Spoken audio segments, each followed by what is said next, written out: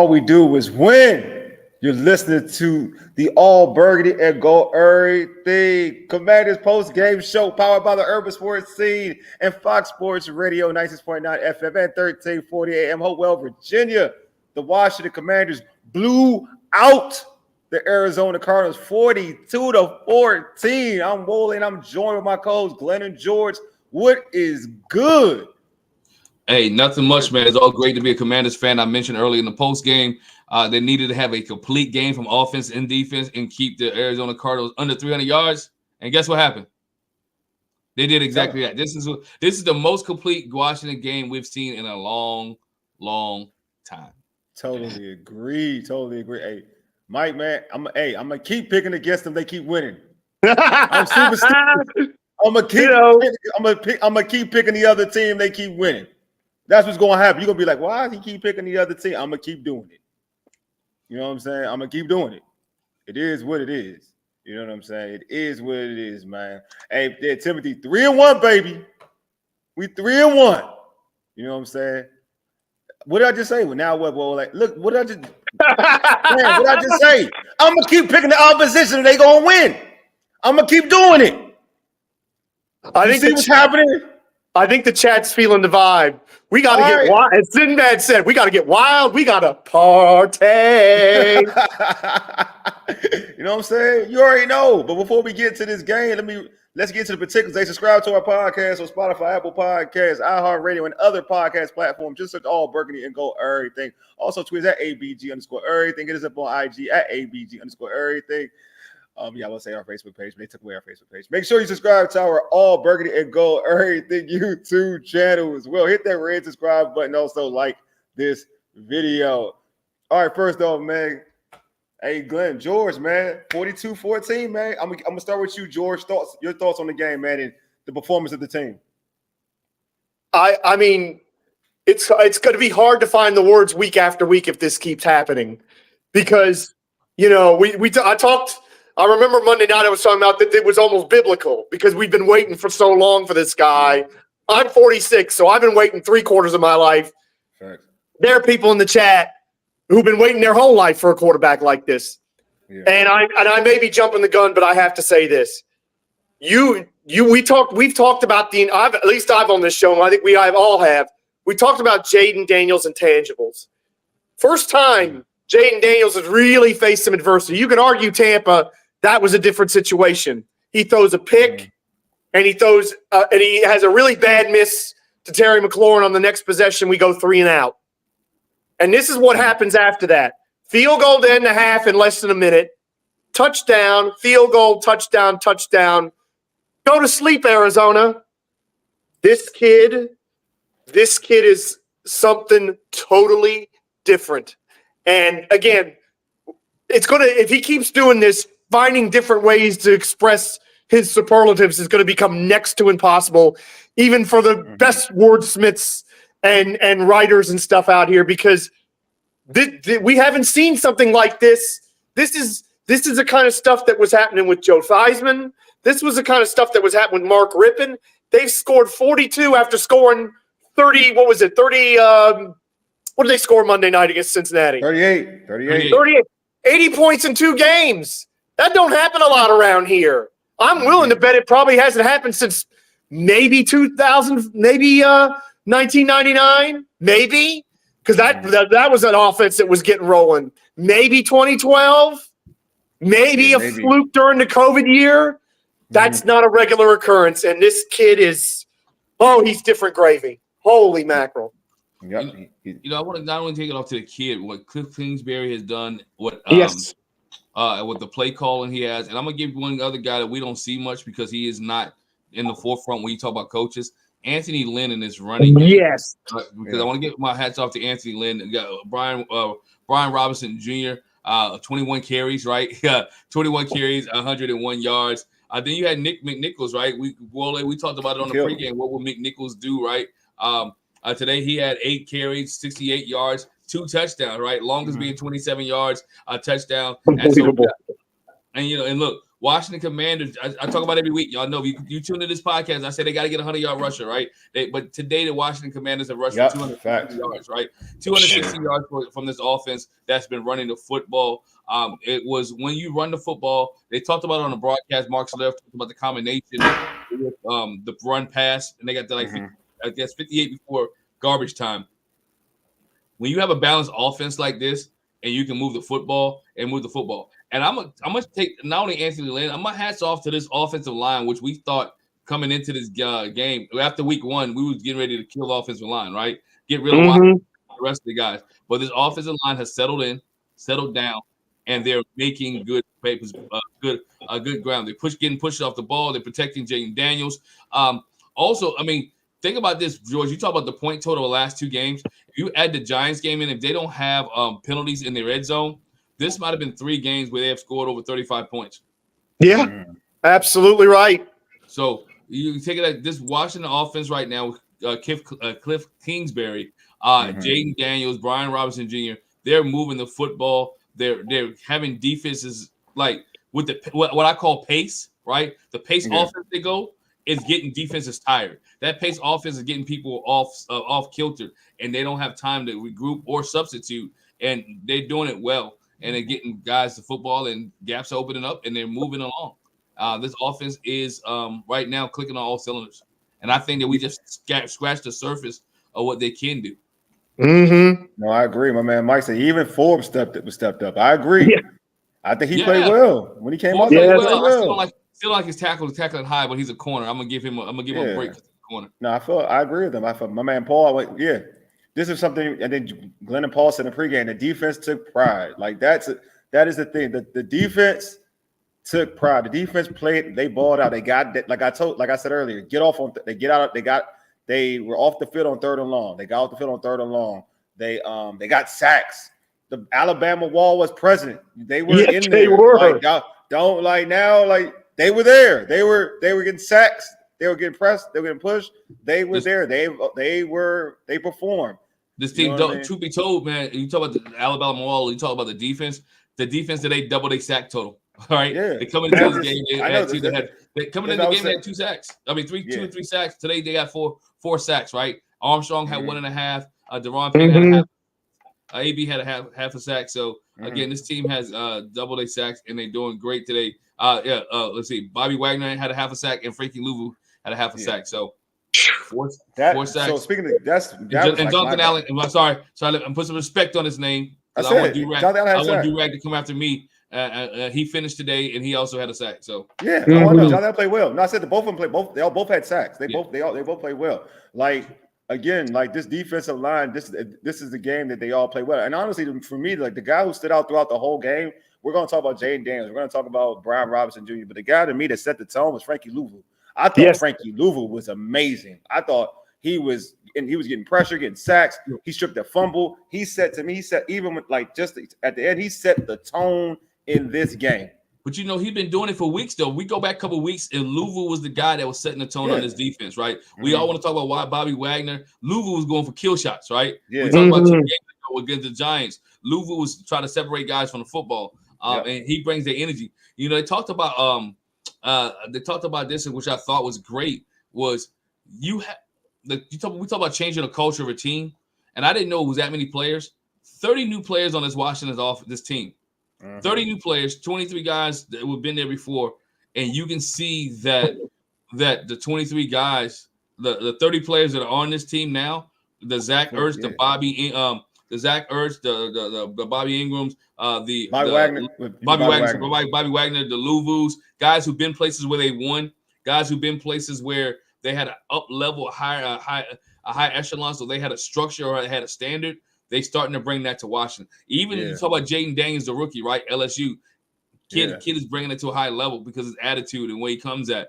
Terry McLaurin stepping up. So you got guys who playing their role and know their role, and they're playing very well, and they're excited. They're having fun right now in Washington.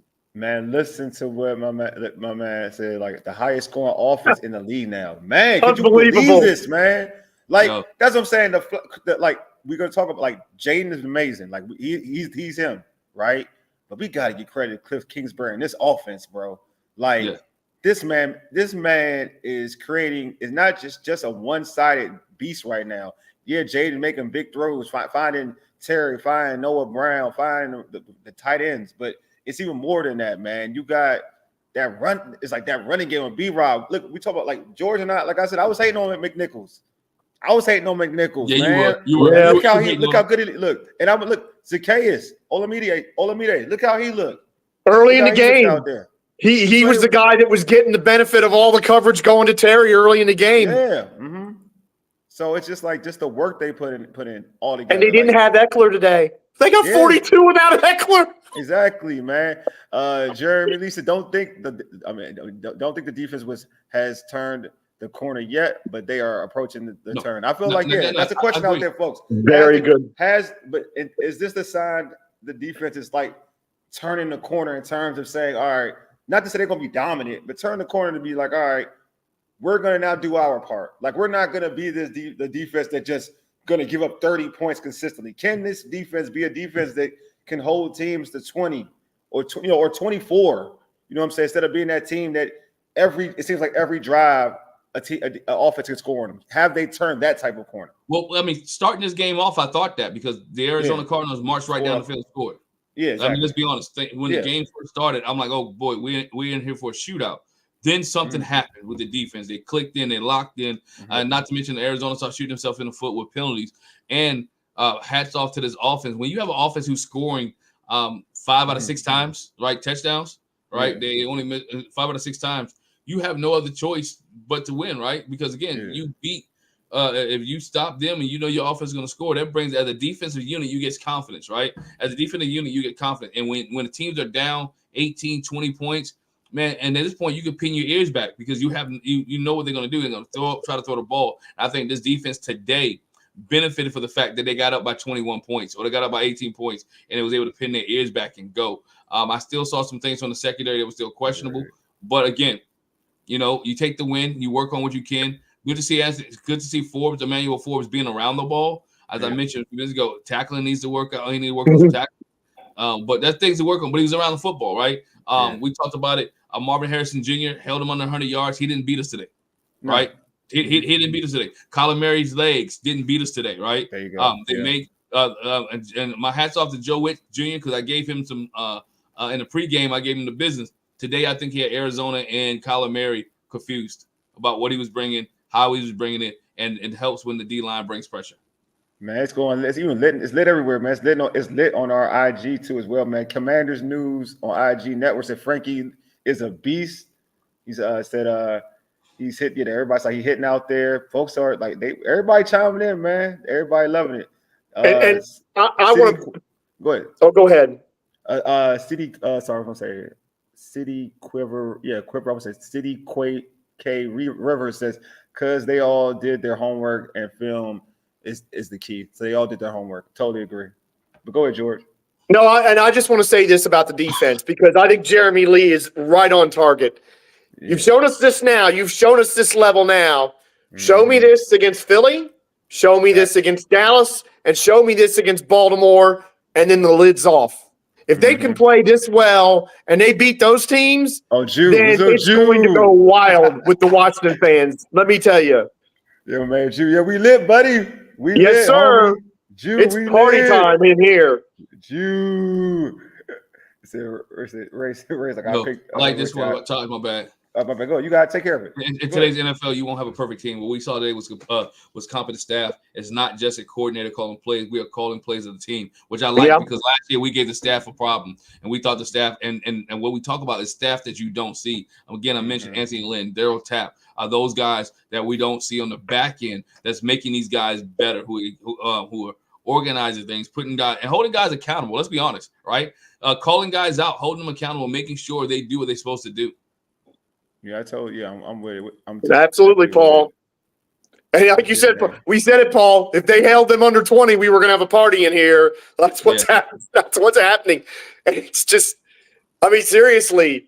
But one thing that helps too, the defense is other teams are thinking, oh my God, we've got to score 30 or 35 to have a chance against this offense. And when you're thinking that way from minute one, You're going to be pressing as a staff with what you're calling. You're going to be forcing things, and you're going to make mistakes doing that. Ray said the NFC is wide open. Yes. It seems like Yes. I agree, Ray. It's wide open. I agree, Ray. It is wide open. Who's the team in the NFC you thought? They're looking great. I mean, the Niners don't. I mean, as much as I respect the Niners, they ain't looking. They ain't looking that great. No, Everybody loved the Packers. The Packers look great. The Detroit. No, but the Niners are going to get healthy, and they are going to be a fearsome outfit when that happens. Let me check out. Other than the Niners, who looks great? No, I mean the Vikings do, but I've been wrong about them all year. Exactly. So I guess I have to keep being wrong about them. The Vikings do look great, but you can put the Commanders look surprisingly good too. You can put them. Oh, absolutely. So it's let's give Tampa some credit because Tampa Bay made us look like a terrible team, and I don't think anybody had us winning 3 in a row after that game. Exactly. No. But I mean. Then they lost to who? They look bad again. They lost to Denver. They lost to Denver, who's won back-to-back games on the road inexplicably. Yeah, exactly. Don't ask me how they won at Tampa and the Jets because I couldn't tell you. Yeah, I'm just saying now. I feel like there's other than the Niners because you're gonna look at body of work. So I agree with you, George. There's a body of work there. Yeah. Maybe Detroit will probably be the second team. But they don't. They have Detroit or Tampa, and Tampa's beat them head to head. So I'd say it's Tampa right now. Yeah, Detroit is healthy, and I hope we play them for personal reasons, and for you, we'll lay Tampa. Yeah, I said that Tampa. Well, Tampa's fine. Tampa's a stronger team. I just said that I don't feel like they can't be beat. And I would say this: let Tampa play Washington at Northwest Stadium. Probably it may be a little different. Yeah, absolutely. You know, when you talk about Tampa too, I want to see them to get past Atlanta. Say it again. I want to see Tampa get past Atlanta. I want to see them play Atlanta because that's going to be determined. But we weren't even looking at this. I wasn't looking at this team as a playoff team, and now we're talking about they may not be number 1 in the NFC, but they're in that pool for being number 2 or 3. That's a big change in 4 weeks. Holy cow! I mean, right? It's too early. I mean, I know it's talk about playoff, talk about early, but I asked this question last week. I'm asking guys in the chat: do you still think this is a rebuild, or is this a team that's poised and this a coaching staff who's telling this team we're going to try to win as many games as we can and bump? I think you can do two things at once. I think the quarterback makes it a situation where it's a non-rebuild situation because I feel like next year they're gonna go all in terms of spending money anyway and trying to do things a certain way. So I do think two things could be the same thing. Because last year for the Houston Texans, that was a rebuild. This just happened at quarterback, which is so vicious that they got into the postseason. But that was a rebuild. But they drafted the kid from Bama and obviously C.J. Stroud. So they were building their team in terms of a rebuild. Things just got accelerated. So I feel like it could still be a situation where it's a rebuild, but it's accelerated. When you're playing good football, things happen. Even 2012 was a rebuild. But it just happened at 22. The dude was special. It just happened. Yeah. So sometimes when your plan could be rebuild, but you still want to win your competitors. Rebuild doesn't mean you're trying to lose. Rebuild means that you're starting from scratch. It's all about how your pieces perform. If your pieces overperform, or your coaching staff takes your team to another level, then obviously the rebuild situation accelerates. So now your rebuild's a little different. Your rebuild 1 may be a postseason or win a division. Then your year 2 of your rebuild is when now you kind of accelerate the process of being a true contender off the rip. You know what I mean? So that's where when I talk about rebuild, that's how I explain rebuild. Yeah, I don't think rebuild is always a mindset of the organization because I think when day 1 starts, you know what you have. Every team wants to get to the Super Bowl, right? Every team wants. Every team wants to go Super Bowl, but you're realistic. If you hear what they have to say, we speak to them. But in the interview, all the reporters, when they talk to them, they give you the jargon like we're just trying to improve one day at a time.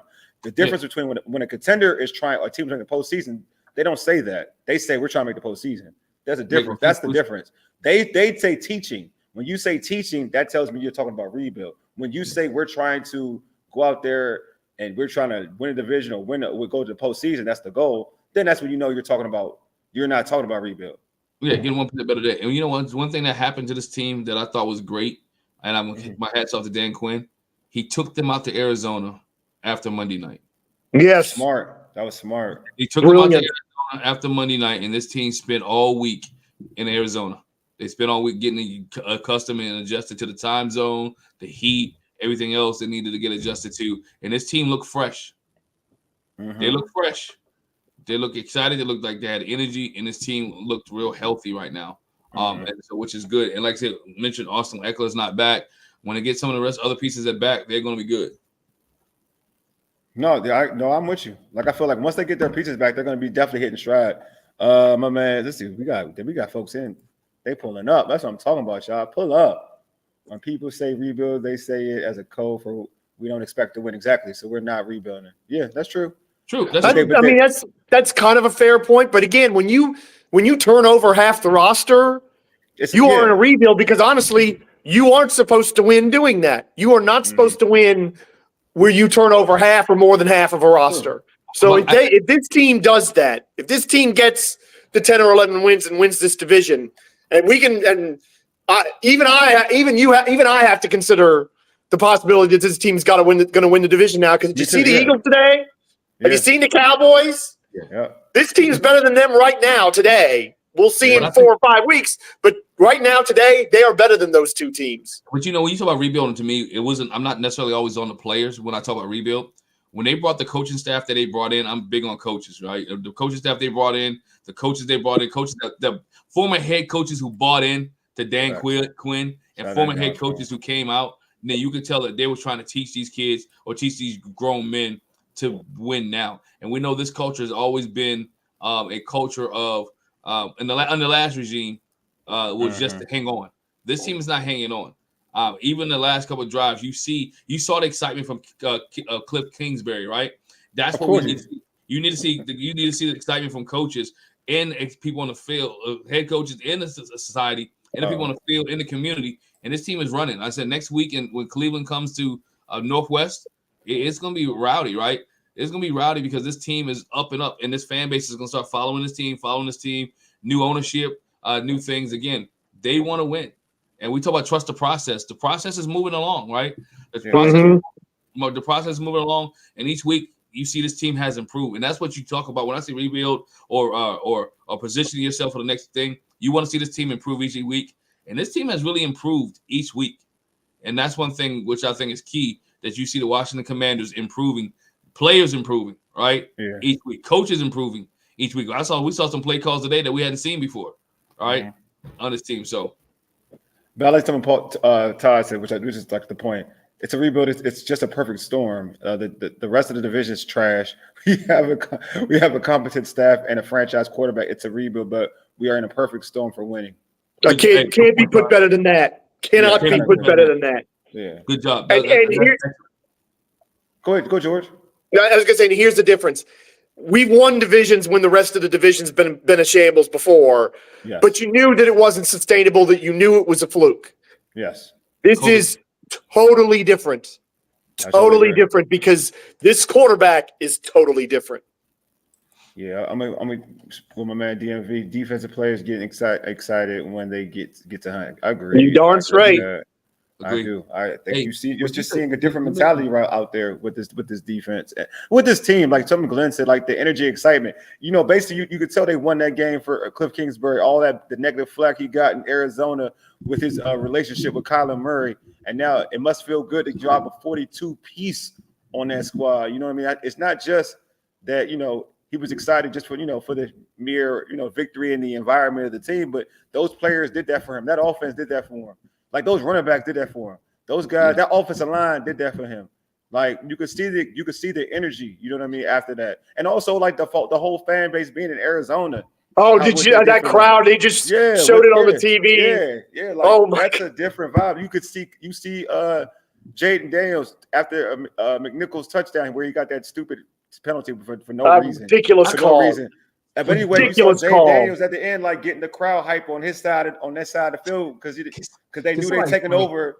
They took over Arizona. They took over State Farm Stadium. So I feel like the whole environment, the vibe is it's like you see a change, man. Like it's a Glenn's point, culture with the coaching staff, everything. You see a change.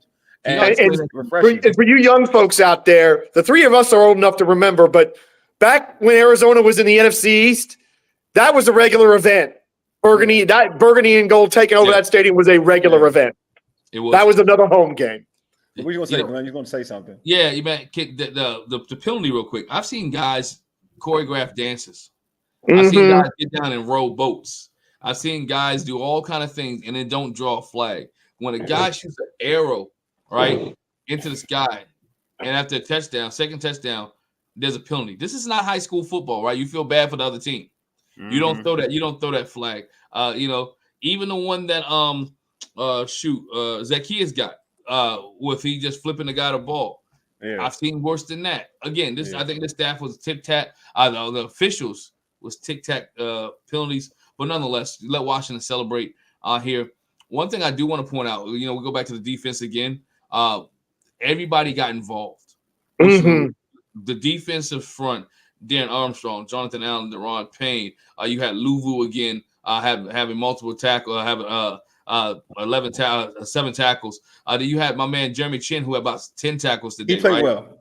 He played well today, right? Well. We give Jeremy Chin a lot of flack, but Jeremy Chin had tackles today. Bobby Wagner, of course, the linebacker, led all teams to tackles with 11. And you saw even Jamin Davis got involved. So again, Washington today, you saw a lot of people get involved, and that's what you want for the defense. You want everybody involved. You want guys to be able to click on all cylinders. On the offensive side of the ball, you saw guys, right? I like how I think I said in the pregame, we talked about pregame. Jaden Daniels had to get the ball to about 9 receivers, right? He got the ball to about nine different guys today. In which he spread the ball around. We saw a little shovel pass today. It was like even when he decided to run that touchdown, and he ran for the first one, right? How they pinned and pulled the guards. You saw the little kind of really like a little bit of quarterback buck sweep, but he was able to get there. So again, you saw they're breaking things out that teams have to prepare for. And when you have a running quarterback who looks to throw, who looks to run, receivers who get open, it is hard for a defensive coordinator, right, to scheme for that. Because again, most defenses don't account for the quarterback being a running quarterback. And you know how Washington has been in the past. Well, we talk about all the time. When we played against running quarterbacks, we were scared. It's a problem. Yeah, it's a problem. Yeah, it's just good, man. Just the growth of the team, growth of Jaden Daniels. Like I said, every game he's getting better. The young man's getting comfortable. You can see it, like, his chemistry with his receivers, his chemistry with his backs, having his head, like when he's scrambling, his head is still up trying to make a pass, make a play. I think Jaden Daniels is growing as Jaden Daniels is not just become, the running element of him initially. His first game, you can tell he was more comfortable running. Now it seems like the game is slowing down for Jaden Daniels to a point where now the young man is starting to find people. So I'm starting. I think as you're a Washington fan, it's an exciting time right now because, and I think that positive energy on the offensive side is starting to trickle down to the defensive side of football. When you got a leader like that, a young leader like that in Jaden Daniels, you see the special things that he can do and the special things the whole offense can do now is to your point where it's not just a prideful thing, but, positive energy kind of uplifts everybody, right? So you can see that, you say, all right, he's doing this, man, it's time to ball out. You know what I mean? Now they starting to get a little energy. So I do feel like that positive energy is kind of helping out that defensive side of football. It will definitely help out the defensive side of football today. Todd said, I'm with you, Todd. For all my old time fans, Lou reminds me of Will Marshall. Ooh, I like that one, Todd. Line him up anywhere and tell him to go get the ball. Bloodline, man, I like it. I like it. That's what it reminds me of. That's pretty good right there. I forgive Jay for the intercept. Yeah, I mean it wasn't an accurate pass, but my thing is an interception. People won't throw it. Interceptions aren't a big deal to me. It's only the amount. It's week 4. It's week 4, and it's his first one. Yeah, like it was. It's the way he responded to it. Yeah, because again, missing Terry on the next one. It's like, maybe he's finally going to have a dip. Instead, it goes like that. No, I agree. I totally agree. I just feel like right now. So let's get into it. We kind of go over it a little bit, but do you feel like this team? I know it's early, but do you feel like as they are right now, are they the favorites in the East? Because I feel like they're the favorites in the East. I'm gonna keep it a buck. I feel like Washington's the favorite in the East, but just because of what George talked about, the Eagles look inconsistent. The Cowboys don't look good. The Giants are the Giants. Like at the end of the day, like when you look at this football team, because if they can put this is the thing that the two consistent elements of this team. They can run. They have a good offense, and they play a hell of a special teams. I think we see it now. This is consistent. Like they have a kicker They have a punter, even though he only punted the ball once. They have a punter. They have a kicker. They have a kicker. They cover well on teams. They tackle well on teams. And like so, they're scoring 30, 40. They're good on teams. Now this defense is that missing piece just to be adequate, right? I don't even want to say it's special, whatever, just to be adequate. Now, if they get better to a point where they're nudging to hold teams to 20, then we're talking about something really special. Because again, like Coach Gibbs used to always say, there's 3 phases of football to dominate: special teams, defense, offense. They're killing 2. Like they're not just winning 2, they're killing 2. Now that third one is the one. Like if they could turn the corner to a point where they can start to hold teams to like 20, you know what I mean? Now we're talking about a team that can easily win the East and do other things, not just go to the postseason I'm keeping the buck, to do some cool things in the postseason. Because if you're playing 3, if you're winning, if you're doing well on 3 phases, typically those type of teams are not just postseason teams. They're teams that excel in the postseason. Yeah. So I'm gonna ask you before we talk about them excelling in the postseason, and you know what, I'm gonna be giving you some stuff all day. I know. Can we take them off the Travis Hunter watch? Huh? I'm been off the Travis Hunter watch. I was off the Travis Hunter watch after Cincinnati. After Cincinnati, I was off the Travis Hunter watch. I just want to make sure we I know we did, bro. After Cincinnati, you know what I'm saying? What Mike said? Well, this is old. Well, if you feel that way, stop betting against them. Nah, bro, because it's good luck. Why am I gonna stop it? It's good luck. You want to? He's putting the good juju on it. Lose, bro? Are you tripping? We win, hey, bro. Every time I pick against them, they win. What did you want from me? Yeah, I could put you in a special chat where I do these pick 'em things every week on Twitter, on X, and they asked me who I'm gonna pick, and I picked. You know what? I picked Arizona, and I was like, I'm only doing this because it's good luck. I said I put that disclaimer already, only because it's good luck. So you know what? Every week I'm gonna pick Arizona. I'm gonna pick the opposition. I am. It's gonna even hurt my soul. I may pick the Cowboys one week, and that really hurts my soul in life. I may do that just to win, because I'm all about winning. Look, I'm not jeering. We believe in it. We believe in voodoo. I don't know what y'all do. I believe on that crap. So I'm putting positive voodoo on the commander. I want to do what Jeremy said. This is where, this is relevant. We're talking. Most people like this. There are more people like Jeremy Lee. They want to see how the Washington Commanders stack against the Dallas Cowboys and the Philadelphia Eagles. Even though both of these teams have turmoil right now, right? Teams still want to see the Commanders beat the Cowboys and beat the Eagles. What you got? Jeremy's normally right. Jeremy, in any other circumstance, I would be 100% in your camp. But that Eagles coach is trash, and his team hates him, and they are inconsistent as being kind. They really stink. They really should have 1 win. They maybe should have 0. They were lucky to get out of Brazil winning that game. A.J. Brown may change it, but right now, Jalen Hurts is a pinata back there, getting the holy hell beat out of him, and nobody is playing hard on that team, either side of the ball. Dallas, their coach is trash, and he's a dead man walking. Everybody knows it. You watched them. They own the Giants, and they only barely scraped out of there with a win. Yeah. They're going nowhere fast. They don't have a running game.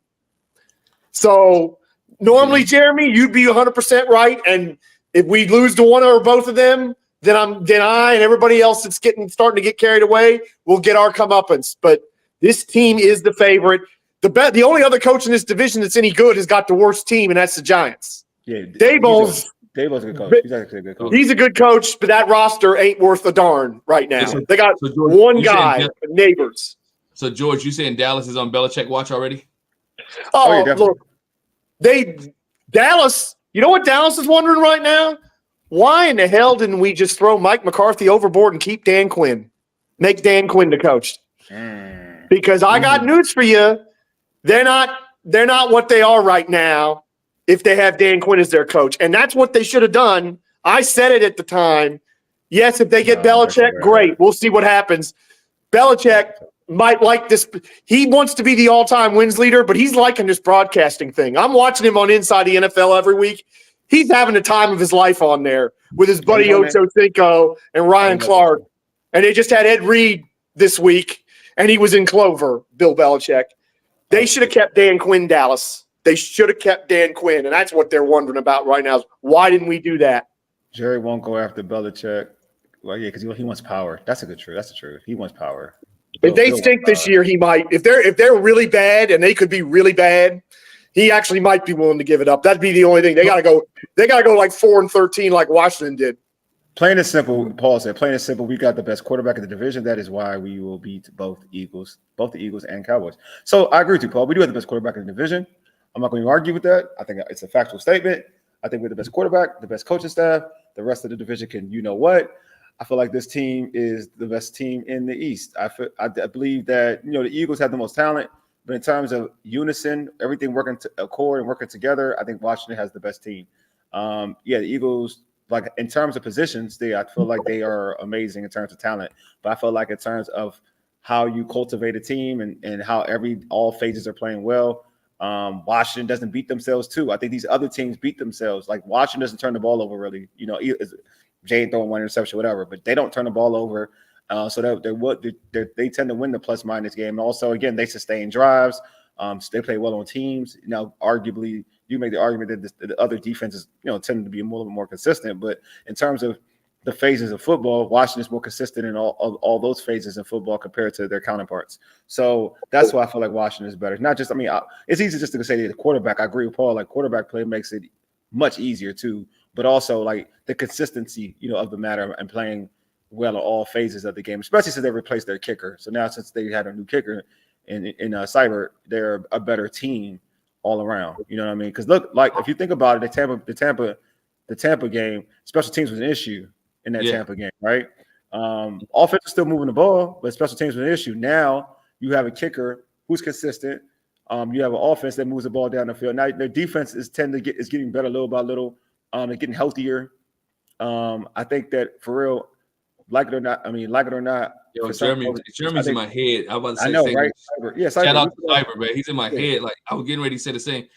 Like that's key. I want to hit that, man. The kicking game is key. It's the key, kicking man. for the halftime, right for the halftime, to get put up by 10, knowing they were going to get the ball back. He's perfect extra points, perfect on field goals. When the last time we had a consistent kicker like that? Besides Dustin Hopkins before he missed a kick in London, which cost Washington a playoff berth. But other than that, he was. That was some. Yeah, he was. That was. It's been a long time since you had an automatic kicker. Yeah, he's automatic. He's been more. Knock on wood. Whatever. I got wood here. I'm not. Yeah. Yes, sir, Taj. Yeah. Wow. Think about for Josh. Wow. Think about it, fellas. We have the best quarterback, best staff, best team owner, maybe behind the Eagles, and possibly the best GM. Wow, we back, baby. LOL, Chocolate City. I feel you, bro. We are back. Yes. He even made a 49-yarder exact and made it look and Mike made it look easy though too. He made it look effortless. And that's the thing that came after a great defensive play on a fourth down. Dorrance Armstrong getting that sack. And just think of what that does for the locker room. Defense makes a great play. Jaden has a great drive. Him and Cliff just beautifully getting the ball down the field into field goal position, and the kicker pays it off. So everybody's running to that locker room, hyped up, saying, "Yeah, look at that." That's every phase of the game coming together to make something great happen. You can't help but be feeling good and get momentum when that happens. Hey, Paul, back then they didn't want us. Now we hot. They all on us. You know what I'm saying?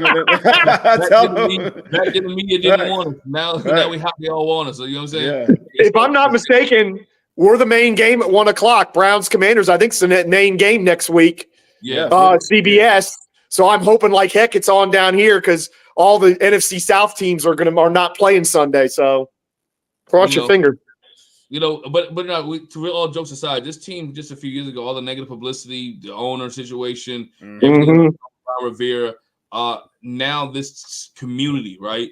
These Redskin fans, Commander fans have something to cheer about, right? And I get it. We're only 4 games into the season. I understand that, right? So I get it and understand that.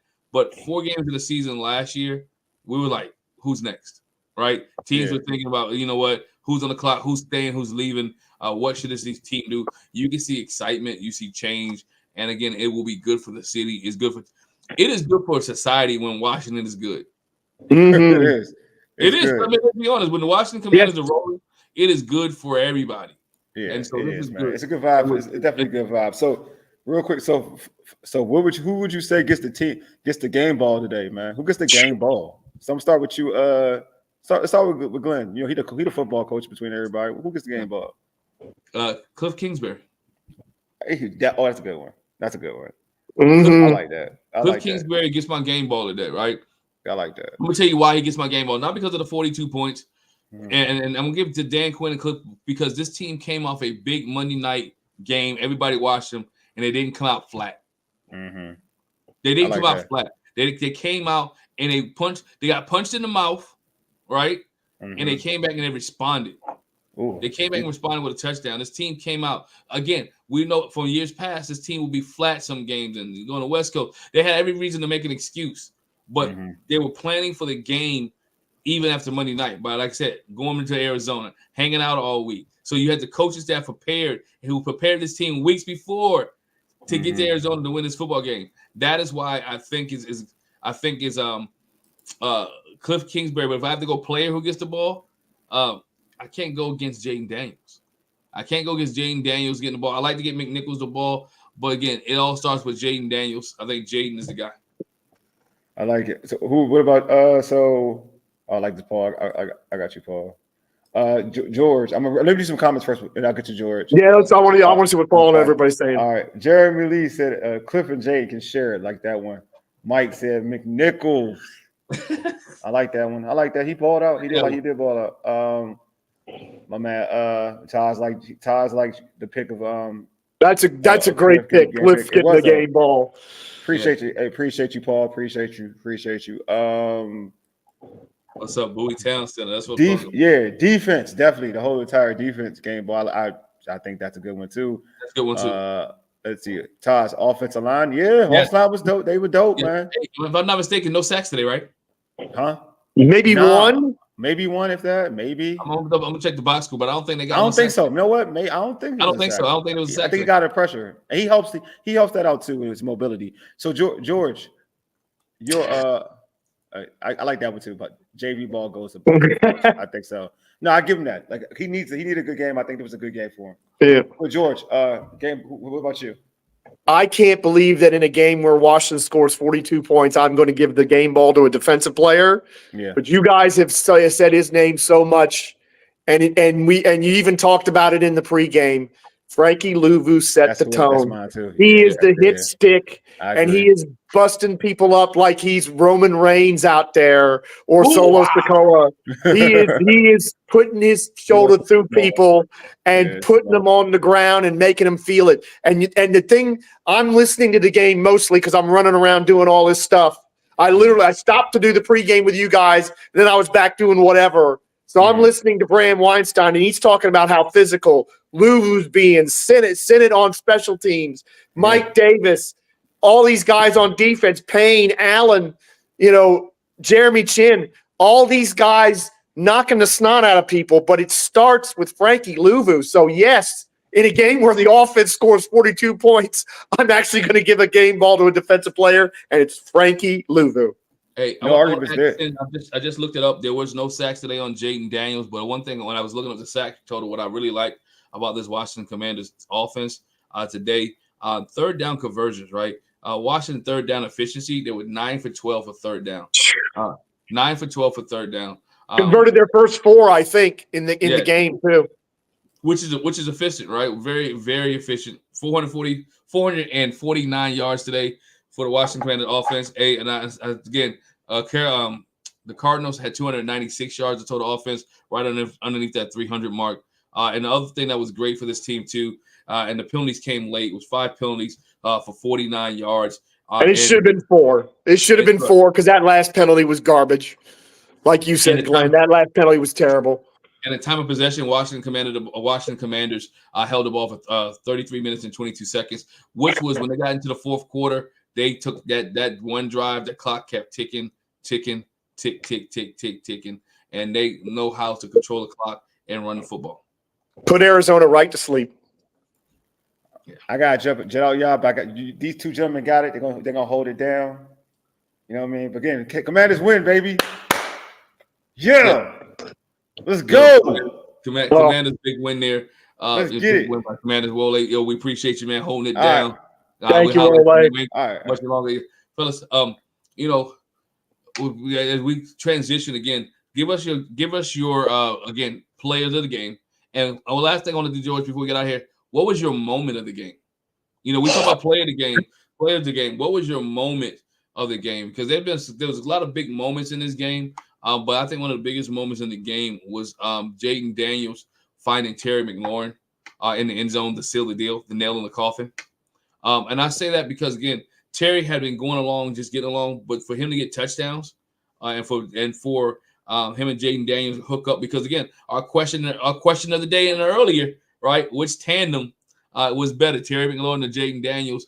There was a clear winner. There was a clear winner, wasn't there? Right. We got the clear winner today, right? The clear winner today was Terry McLaurin and Jaden Daniels. But again, what was your moment for this game, George?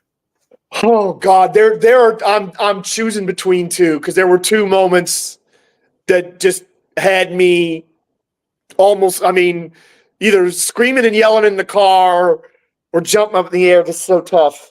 Because when McNichols ran it in like that 27-yard touchdown run, I hollered like nobody's business in the car. But you know what? Here's okay. And I shouldn't have even said that because I now feel like I'm taking two. I'll tell you, the moment for me is coming out of halftime. Because number one, us having double-digit leads at halftime is rare. Somebody on Twitter found a great stat that in 97 games, we've only had a 10-point-plus lead 10 times. So that's 6-7 years of football, basically. Mm-hmm. So I don't know what anybody else thought, but I thought, okay, so many times when we've had these leads coming out of halftime, we've immediately gave them back. And Washington comes out and just goes bam, bam, bam, right down the field, touchdown, 24-7. And at that point, I'm just losing it because it's like this is not what we're used to around here. Because this is what not just the good teams do. This is what the great teams do. How many times have we seen the Chiefs with Mahomes double dip, score in the last minute of the first half, turn around, come get the ball, come out of the locker room second half, hit you again, and you're done. You're flat, you're busted, it's over. That's what Washington did. That's what Jaden Daniels did. That's what the all-time great teams and quarterbacks do is hit you hard as you're going to halftime and then drop it on you again if they can double dip on you if they get the ball first. Man, that's up here. That kind of stuff. We're talking top shelf. Let's shift for a moment here. From Jeremy Lee, moment of the game was fourth down sack by Darius Armstrong. A great one. That's a good one right there. That was a big one. Colin, they was looking to get, again, on the way to score. It would have changed the difference of the game. That is a big one. I'm starting to like Darius Armstrong. He's starting to come in and come into his own, man. He's starting to feel it. All right.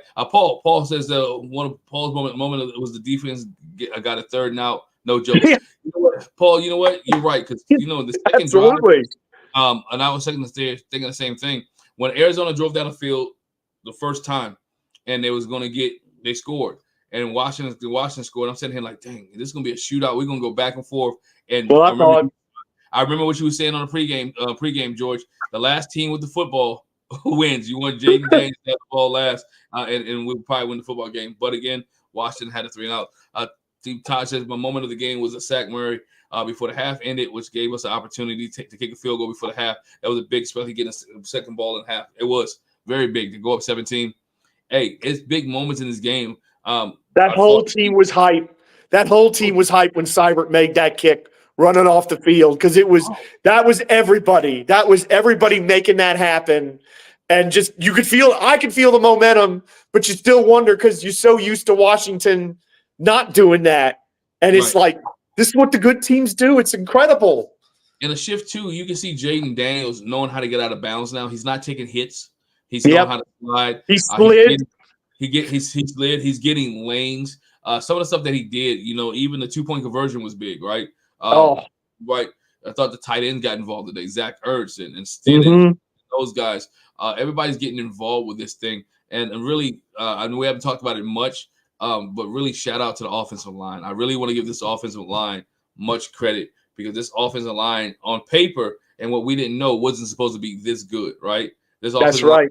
This offensive line wasn't supposed to be the line that keep Jaden Daniels upright. Again, they kept him upright. Again, they kept Jaden Daniels upright again. And they're doing well, right? Shout out to the offensive line coach and the guys who are getting this offensive line moving. And they're moving along. They're chucking along. They're moving along. And they're playing within themselves is what we tell kids all the time.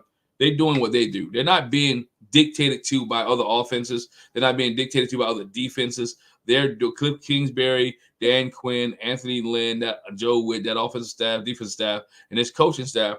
They're dictating games. They're controlling the pace of the game. And you see good teams do that. You see Kansas City control the pace of the game. When New England was rolling, you saw Bill Belichick and them control the pace of the game, right? We go back to when Joe Gibbs and this Washington team was good in the 90s. Some of you probably wasn't even alive, little kids.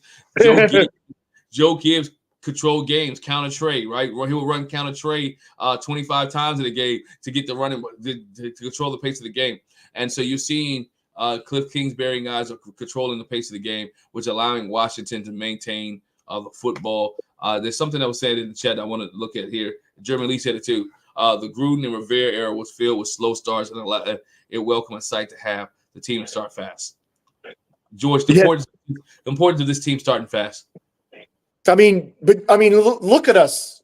We're 3-1. That's not a regular thing around here. And look how excited we are because of just because of how good they've looked. And and the thing is, it's in everybody's mind. Those Cowboys, Eagles, and Giants fans, they are in shambles because they can't believe this. And look, every one of these teams that's getting ready for us is going, oh, my God, this offense, what are we going to do about this? I got Football Night in America on. I've got it on the DVR, and they're talking about Jaden Daniels' best completion percentage through 4 games of a season as a rookie, 82% completion percentage.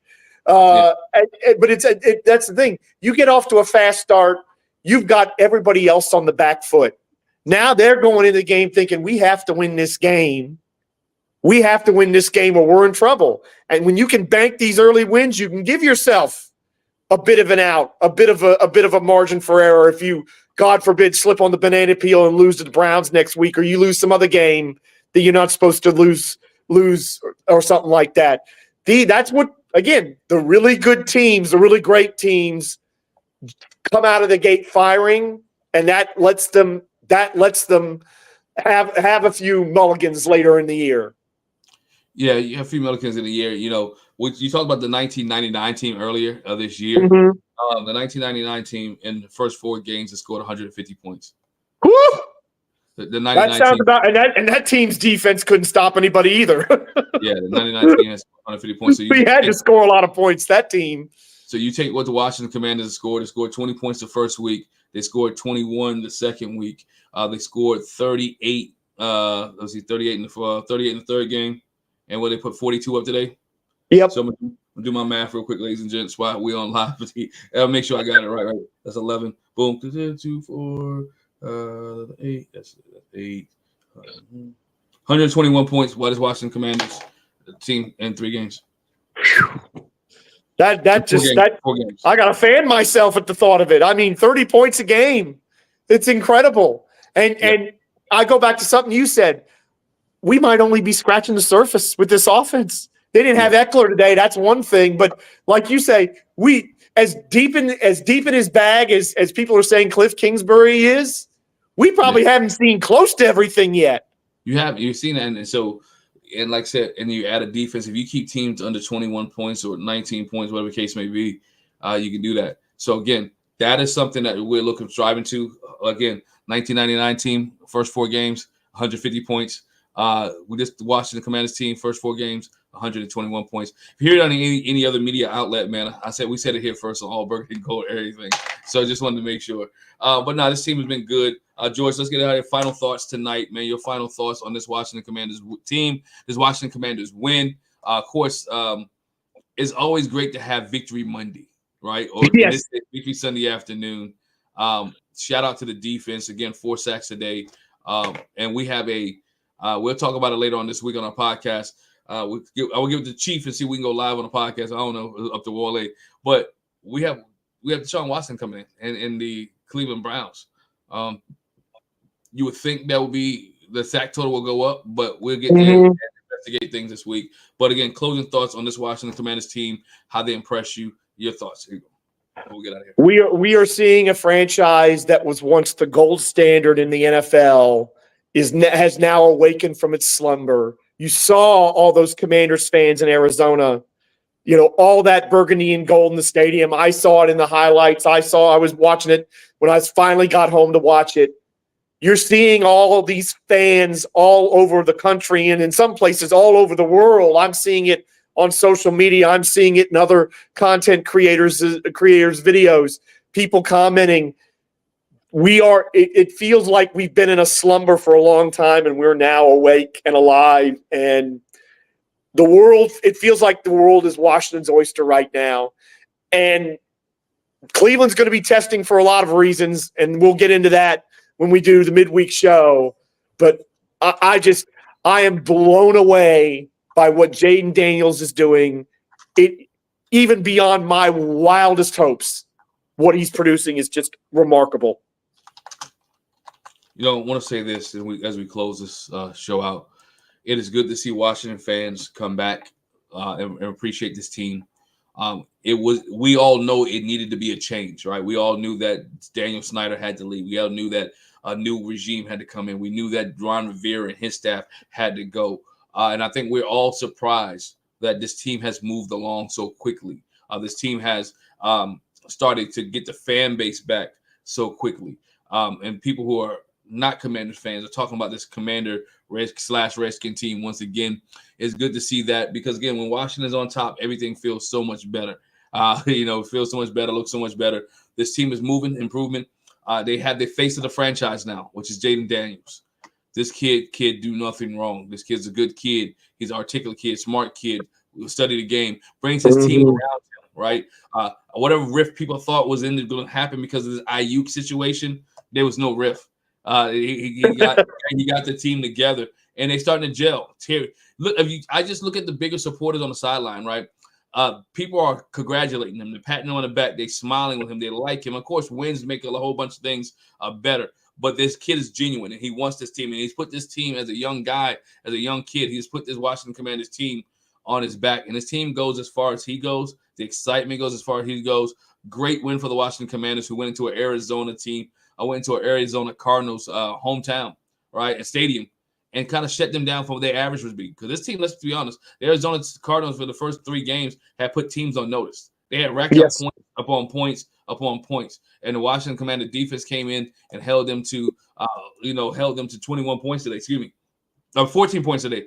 Held Arizona to 14 points today, which was great. This defense had not held a team to 14 points in a while. So again, it was great for the defense. It's great for the Washington Commanders. It is great for the organization as a whole. Great for the NFC East, right? Last time the Washington Commanders held a team to 14 points was October 22nd of 2023, which was the New York Football Giants. And right? They lost that game, by the way. They lost that game. They lost that game 7-14. So they lost the game. So that's good to see this defense able to step up and move along. And do things which is correct. Good to see the staff come together. Joe Witt can keep his defensive coordinator job yet another week. All jokes aside, a great win for the Washington Commanders. This team is a pleasant surprise. We're excited. If you're a fan, stand up. If you're going to work tomorrow, be proud to be a Commanders fan. Stick your chest out back, walking like Conor McGregor, and say, guess what? I love me some Commanders, right? I love me some Commanders. Man, once again, if you subscribe, if you're listening to us on the podcast, make sure you subscribe, hit that bell notification, leave a 5-star review on YouTube. Make sure you hit the subscribe button, the bell notification. You're on Instagram, go slide over to YouTube. Hit the find us all Burgundy Gold, everything over there. Make sure you hit the subscribe button and the bell notification. So when we come on, we're going to talk about all Burgundy Gold. We're going to talk about the Washington Commanders. Once again, appreciate you guys. Make sure you share this with somebody else. It is great to have confidence in this team. It's great to be a Commanders fan. And guess what? Can't nobody say anything to us because guess what? We lead the division. Cowboys don't lead the division. The Giants don't lead the division. The Eagles don't lead the division. Tell it.